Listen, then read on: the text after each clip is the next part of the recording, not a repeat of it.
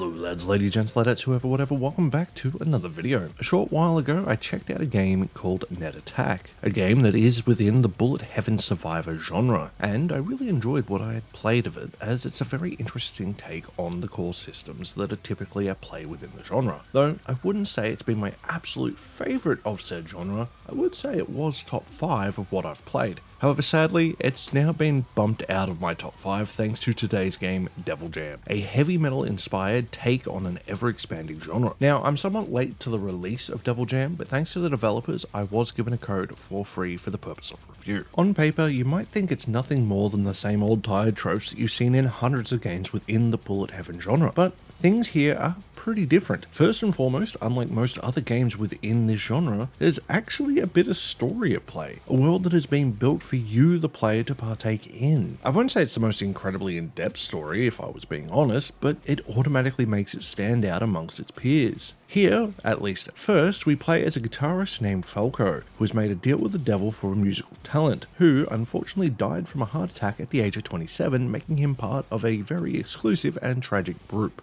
Since the devil didn't expect this to happen, a new deal is formed and you're sent out to deal with the armies of hell to try to get them under control through the power of metal. So, being another game within the bullet heaven genre, how does Devil Jam, outside of its story, manage to stand out? Well, outside of its great visuals and animations, its combat system is a very interesting take. Like Net Attack, it's more than just the bog standard get your handful of weapons and upgrades, as in Devil Jam, you'll notice at the bottom of your screen you have a 3x4 grid. This is where we will place sub-weapons and bonuses, but more on those shortly. As time passes throughout the game, you'll see a line move across signaling that a beat has happened, and anything that we have placed within these boxes will activate when that beat hits. It doesn't really matter what row they're on for the sake of this description, however it does come into play when it comes to bonuses, but again I'll get to those shortly. Given the size of this grid, you could have up to 12 different sub-weapons if you so wanted, however they're going to be quite limited because they can only upgrade to a certain point. This is where the bonuses come in. Now they're going to give boost to specific squares based on what one you happen to have, so it becomes a puzzle within itself to create the ultimate layout. Once it's placed though, you can't move it, so you want to think ahead. The game goes one step further though, as certain sub-weapons and bonuses are given by specific sins and might work better with others. It creates a really cool synergy and makes you want to experiment. The sins themselves are based on the 7 deadly sins, and they pretty much run like a business here. You also can get things from the devil himself throughout the game, but typically at major milestones. The weapons from the sins themselves actually feel quite different, even if functionally they can be somewhat similar, and that's because they'll have different kind of effects. For example, such as poison or just raw damage. So to maximize your output, you definitely need to make sure you have a good mix of everyone's different abilities. We do get to go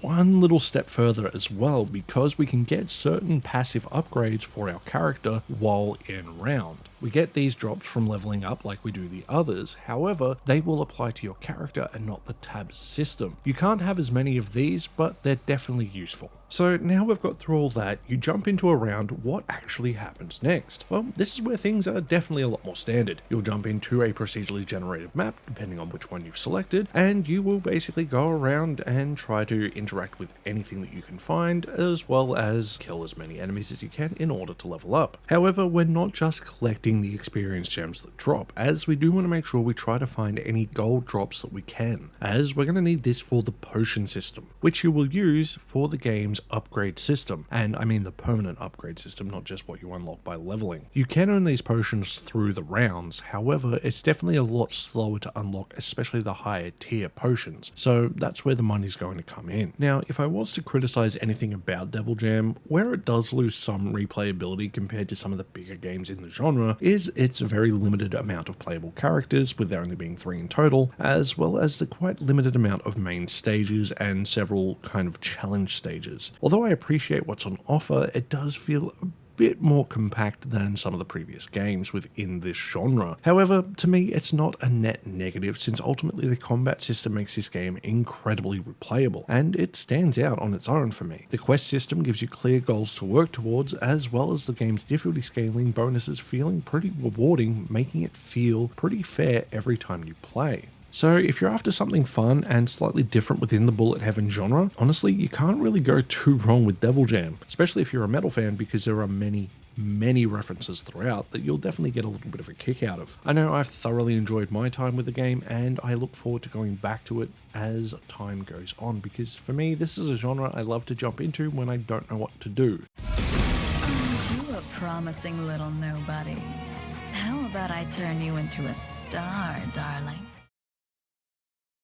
So with that, lads, ladies, gents, ladetts, whoever, whatever, it brings us to the end of another video. I hope you like this look at Devil Jam. If you have a bullet heaven game that you think is really cool and love for me to check out, let me know in the comment section below. I am now also partnered up with Green Man Gaming, so if you would like to buy yourself a game and support the channel, there is a link down below. If you enjoyed the video, please consider hitting that like button. If you would like to go the extra step, you can hit the subscribe button, and if you want to go that extra mile, you can support me on Ko-fi, Patreon, or YouTube memberships like these lovely people here.